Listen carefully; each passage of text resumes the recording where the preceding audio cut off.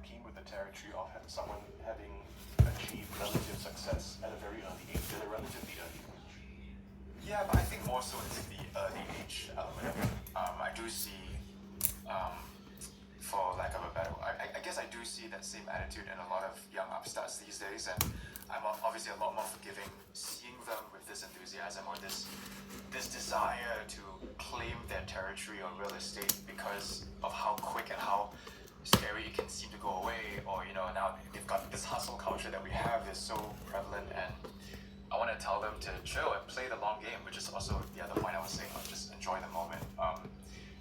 Because I think it's very natural to feel that way as a young upstart in this industry, and I just wanted to prove that you deserve the place you're given.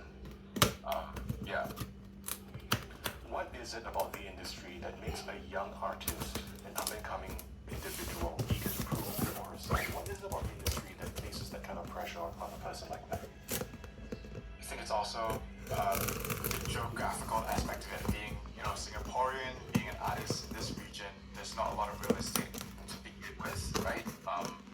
And whatever marginal success you achieve at such a young age is also the sliver of time to make it shorter than elsewhere, in terms of like audience capacity, potential progression of career. There's not really a set path besides the few, very prolific names. So therefore people are like, okay, it's now or never. I've got to push now. And I just wish people knew that you have many, many years to do this, many years to reinvent, to try things, to fail. And I've done all that. I failed, I've reinvented. I've made some mistakes, but it's okay. I feel like as long as you err on the side of you don't get cancelled for doing something silly, you can reinvent and you'll be okay. But again, it's something that I feel artists, creators, entrepreneurs, you have to learn on your own accord. You can't just hear it from somebody. You have to experience these things as well. Yeah. You have to stumble, you have to fall, and you have to learn the lessons from picking yourself up. Yeah, and you realize that everything is so cyclic, right, in this industry as well. And what really stays is just good work, good people. Well, what do you mean by that? Everything is so cyclic. I mean, you could say trends are cyclic. You could say, I guess for like in a simple analogy, okay, I've got to make this festival or event or list 40 under 40 or whatever it is, because it will mean everything in the world.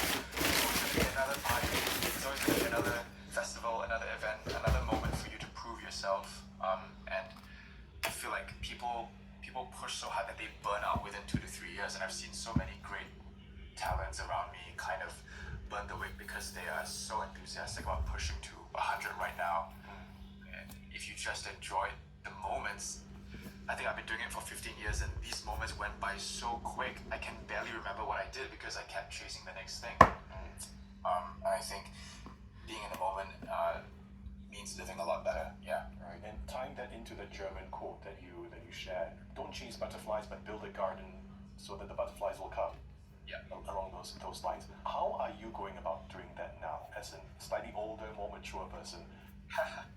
I've got no green thumb, but I'm kind of also speaking from my office that required insane investment on my end, but it's kind of like, I wanted to build a creative language for myself, something that I think would be uniquely me, even though it might not hit all the commercial buttons or, tick all the, whatever the audience appetite is at the moment. I think it still feels more true to me. And I think people really gravitate to genuinity, to originality, but most of all to sincerity. And I think that's like something that I'm working on slowly. It's not easy, obviously, in an age of trends and again, cyclic coolness or what's selling at the point. But I think it's the crux of being an artist. Yeah. Genuinity, authenticity, and something that's uniquely you, even though they don't push all the conventional commercial buttons, as you put it just now. What does that look like? How are these qualities expressed in you in this project that you just shared with us? Well, I think I've slowly begun to attempt to creep behind the camera, so to speak, in the past few years, in terms of taking more ownership in the projects that I'm a part of, being more involved So for example, like getting to write the NDP song instead of just performing was a big one for me because I think that I feel more connected to the work. Yeah, I think a good example is I think about 5 years ago I wanted to just deconstruct whatever impression I was giving to the public, and I just wanted to be able to make fun of myself, to laugh at myself. And I've always been a huge fan of sketch comedy, of stand-up comedy, and I was like, you know what, I'm just going to go hard into sketch comedy. I know nothing about it except the stuff I really love watching online since I was a kid.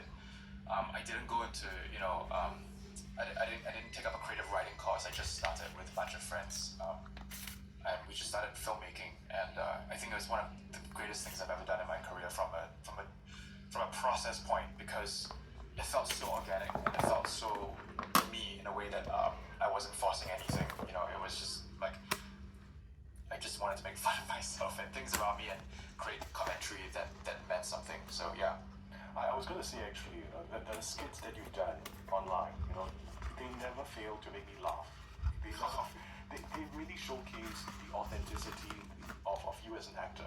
It really does feel natural, like you said. Thank you.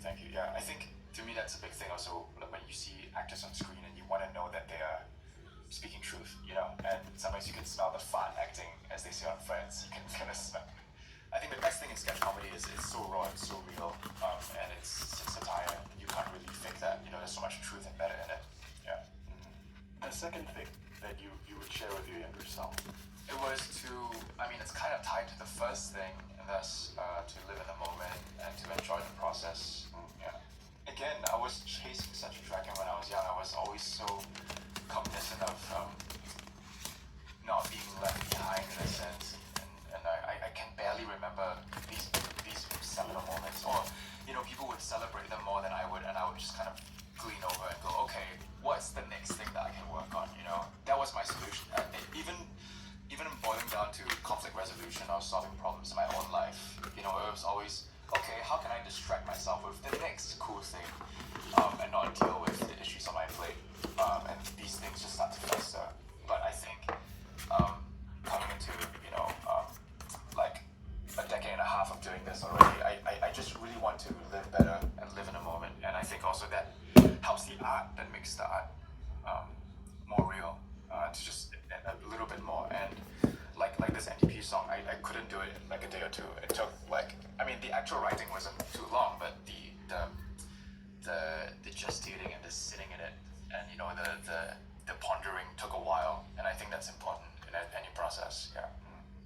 And that's Singaporean singer-songwriter Benjamin King, who is also the composer